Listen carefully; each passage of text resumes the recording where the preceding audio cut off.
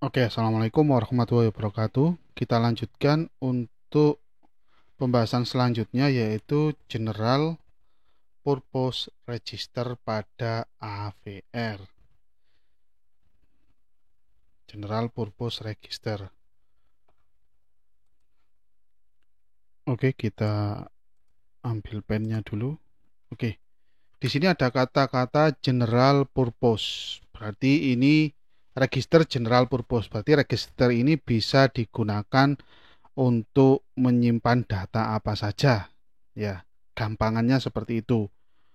Jadi tidak dikhususkan register ini untuk umpamanya tidak dikhususkan untuk hanya ADC, hanya untuk komunikasi serial, hanya untuk timer counter. Nah, register yang ada di sini yang letaknya di CPU ini,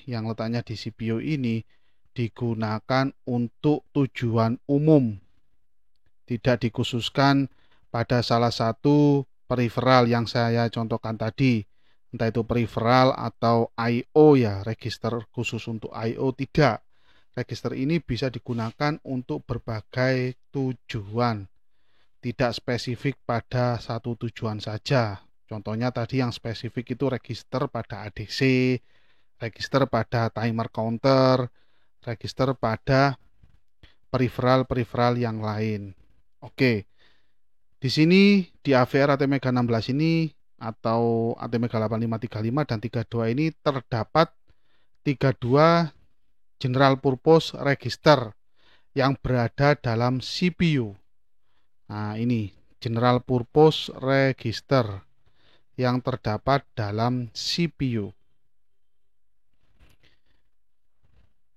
Masing-masing register dimasukkan ke dalam alamat memori data atau SRAM. Nah, register-register tersebut dimasukkan ke dalam alamat memori data. Mohon maaf, ini bukan SRAM ya. Nah, ini salah ini. Ini salah. Jadi, register tersebut dikategorikan dalam memori data, alamat memori data, masuk di memori data, makanya dia dikategorikan dalam alamat memori data.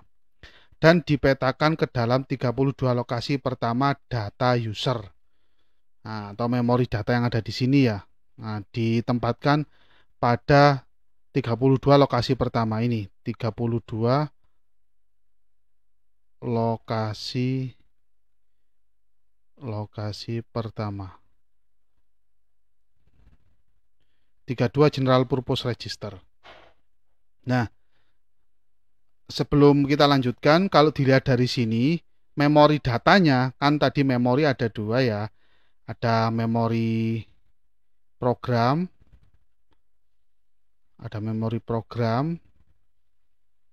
ada hubungannya dengan eksekusi tadi, eksekusi operasi OR, AND, NOT, dan banyak lagi. Dan ada memori data. Nah, untuk memori data ini dibagi tiga di sini ya. Ada 32 General Purpose Register, itu yang pertama. Terus yang kedua ada 64 I/O Register, register input output, jumlahnya 64. Dan yang terakhir itu ada SRAM itu sendiri atau static RAM. Oke. Nah, ini letaknya pada CPU ya. Di CPU. Nah, bisa kita lihat yang kuning, blok kuning ini. Nah, di sini ada General Purpose Register. Nah, ini namanya AVR CPU. Pokoknya yang blok kuning ini adalah terletak di dalam CPU-nya AVR. Walaupun tidak secara fisik diimplementasikan sebagai lokasi SRAM, nah, secara fisik dia tidak diletakkan pada memori SRAM. Namun pengaturan ini yang seperti ini akan memberikan fleksibilitas dalam mengakses register. Contoh, register pointer. Nah, di sini ada register pointer ya. Jadi ada register X, Y, dan Z. Nah, untuk X di situ ada yang X low byte dan X high byte. Begitu juga yang Y dan Z, ada low byte dan high byte. Byte rendah dan byte tinggi. Nah, itu pembagiannya. di mana register pointer XYZ ini diset untuk merujuk. Kalau kita mendengar pointer, ya sebagaimana yang sudah kita pelajari, ada pointer dalam bahasa pemrograman itu ada pointer di mana dia diset atau diatur untuk merujuk indeks atau alamat dari register file manapun. Jadi dia merujuk indeks atau alamat dari register manapun. Nah, itu salah satu fleksibilitasnya. Fleksibilitas dari general purpose register ini. Register untuk tujuan umum. Yang mana register ini terletak pada CPU. Kalau kita lihat lebih detail dari ini 32 general purpose register ini, maka akan kita lihat seperti ini. Nah, jadi kalau disusun seperti ini ada 32 susunan atau layer di sini ya, mulai R0 register 0. Ya, ini R0 ini singkatannya register 0 sampai R31 register 31. Nah, setiap lapis susunan ini terdiri dari 7 bit data. Mulai 0 di sini sampai 7. Nah, untuk pengalamatannya, address ini itu S ini ya 00, ini hexa ya. Pengalamatannya dalam bentuk heksadesimal. 00, 01, 02 sampai 1F di sini. Nah, R31 ini 1F. Kalau dikumpulkan di data memori maka 0000 sama saja ya, mau saya tulis 002 ini atau 0-nya 4 sama saja. Ya. Yang terakhir sama ini 01F atau 1F saja, nggak ada masalah. Jadi seperti itu. Sama sebenarnya sama antara penulisan yang ada di sini dan di sini address-nya. Jadi ini juga address ya, yang sebelah kanan ini address atau alamat. Address atau alamat. Oke. R0 alamatnya 00 hexa. R1 alamatnya 01 hexa. Sampai R31 alamatnya 1F hexa. Nah, untuk yang alamat R26 sampai R31 ini digunakan sebagai register pointer ya. Nah, di mana terdiri dari X, Y, dan Z. X, Y, dan Z. Yang X punya 2 byte, ya 2 byte, di mana terdiri dari low byte dan high byte. Begitu juga yang Y dan Z. Jadi seperti itu. Itu general purpose register, di mana register ini bersifat umum ya. Oke. Selanjutnya stack pointer. Stack pointer. Stack utamanya digunakan untuk menyimpan data sementara. Nah, fungsi utamanya untuk menyimpan data sementara.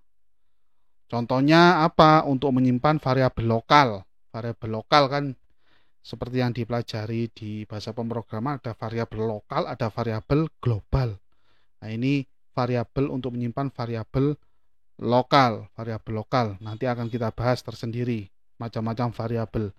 Dan untuk menyimpan return address, untuk menyimpan alamat return setelah interrupt, setelah proses interupsi. Nah, untuk menyimpan return address, alamat yang dihasilkan dari rutin, lebih spesifiknya ya return address setelah interrupt. Lebih spesifiknya adalah untuk menyimpan alamat yang dihasilkan setelah interrupt service rutin atau fungsi interupsi, gampangannya gitu, atau subrutin interupsi. Biasanya salah satunya akan menghasilkan address atau alamat. Dan pemanggilan subrutin juga. Nah, ini fungsi stack pointer untuk menyimpan variabel lokal. Ini bersifat sementara ya, untuk menyimpan return address setelah ada interupsi atau ISR ya, interrupt service routine, dan pemanggilan subrutin. Selanjutnya stack pointer selalu merujuk ke puncak stack. Jadi proses penyimpanannya itu dari atas. Nah, dalam kurung last in first out. Last in first out atau kalau disingkat LIFO. Last in first out. Yang pertama kali masuk dia yang terakhir kali masuk dia yang pertama kali diambil. Ini nanti ada hubungannya dengan push di bahasa pemrogramannya ya, dan pop. Push ini memasukkan data, pop ini mengambil data. Nah, push ini memasukkan data, anggap saja memasukkan atau menyimpan data atau variabel, pop ini mengambilnya.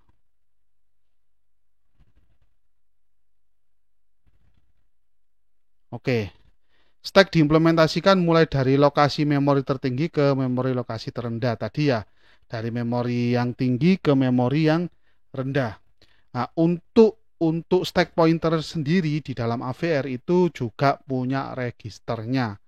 Nah, di sini ada SPL, stack pointer low, di mana dia terdiri dari 8 bit, mulai SP0 sampai SP7. Nah, ini register stack pointer. Selanjutnya ada SPH, stack pointer high, mulai bit ke-8, SP8 sampai bit ke-15. Di sini ada namanya ya, urutan bitnya 15, 14 dan seterusnya. Dan karakteristiknya kedua-duanya baik SPL dan SPH ini sama-sama bisa di read and write. Bisa dibaca, read, R di sini sama dengan read, W di sini sama dengan write, tulis. Bisa dibaca dan ditulis. Nah, semuanya sama. Selanjutnya ada initial value atau nilai awalnya. Semuanya nilai awalnya 0. Semua stack pointer nilai awalnya 0. Nah, dan stack pointer ini terdapat di CPU juga. Ini stack pointer. Ini stack pointer ya. Stack pointer. Di sini stack pointer. Oke. Terdapat register 16 bit dibagi jadi 2, yaitu SPH, stack pointer high yang byte yang atas, dan SPL, stack pointer low, byte yang bawah. Urutannya sesuai dengan angka-angkanya ini ya. Kalau SPL mulai SP0 sampai SP7, sedangkan SPH mulai SP8 sampai SP15. Oke. Selanjutnya akan kita bahas tentang pemetaan memori dalam AVR pada video selanjutnya. Terima kasih.